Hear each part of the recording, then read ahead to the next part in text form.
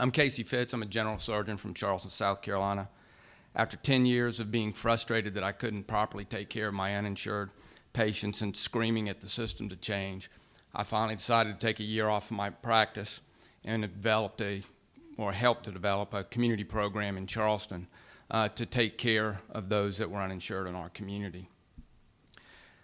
Shortly after starting that program, a nurse that I worked with asked me to help her daughter who was having severe pelvic pain. She had worked all her life, but the small landscaping company she worked with stopped covering healthcare coverage. They couldn't afford it anymore. So she went 4 years without having any annual exams, was having horrific pelvic pain. She got into our program and we got her hooked up with a colleague of mine who unfortunately diagnosed her with advanced cervical cancer. The pain was from the cancer eroding into the side bone of her pelvis. Over the next 2 years, she underwent chemo and radiation therapy, multiple painful operations. She had mets into her liver, eroding into her chest wall. Just for pain control, after radiation couldn't do it, I had to resect part of her chest wall in her liver just to try to keep her comfortable. Unfortunately, she ultimately died. I always don't get through this part too well. She lost her home.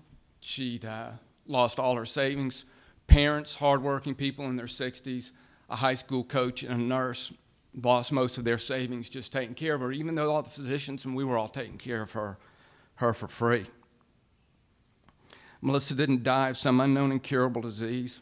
Her family was not devastated emotionally and economically because of some unavoidable catastrophe. This was a system failure. Melissa was 32 years old. The thing that drives me are how many Melissas are in my community right now, teetering between a position now that they may have curable to the catastrophe that I just described. That's my drive. What's my optimism?